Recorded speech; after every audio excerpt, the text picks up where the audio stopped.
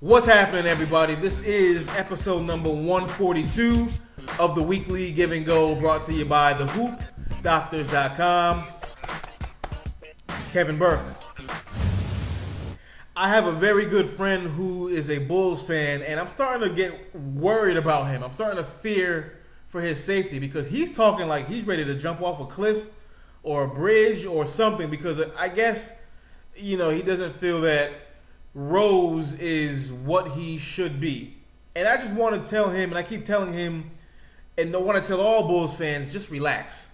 I mean, Derrick Rose hasn't played ball in a year and a half.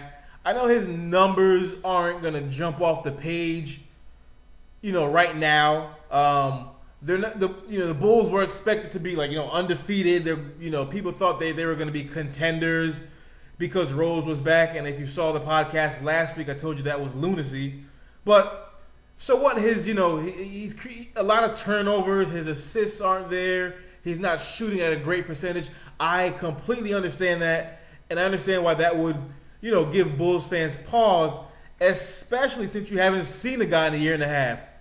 But the biggest takeaway from Rose being back is that he looks just as agile, just as athletic, just as quick, just as explosive as he was 2 years ago. So his ACL injury hasn't compromised any of that. Imagine if it had. Imagine if he were slower. Imagine if he wasn't as quick. Imagine if he couldn't jump as high. Then you should be upset. So this is just rust. He's getting his way back in. But again, his athleticism has not been compromised. So that's a good thing. Tyson Chandler broke his leg the other day for the Knicks. He's going to be out between 4 and 6 weeks. The Knicks already weren't off to a strong start. James Dolan voiced his opinions allegedly that he was upset with the Knicks start. This is prior to Tyson Chandler going down.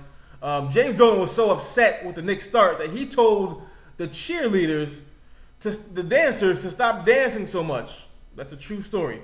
But anyway, Chandler's out, not off to a good start. Anyway, so this is the beginning of a ugly tailspin, I think, for the Knicks.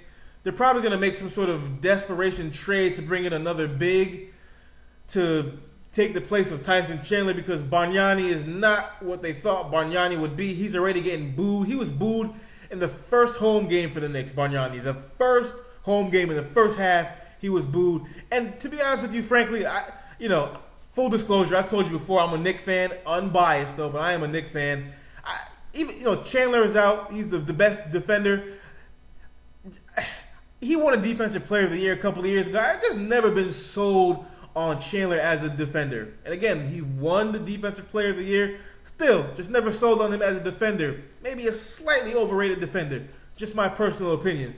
And after what Roy Hibbert did to him last year in the playoffs, yeah, that fuels my decision, my feelings. But again, he's the best low post defender that the team has, so it's not a good look for the Knicks already.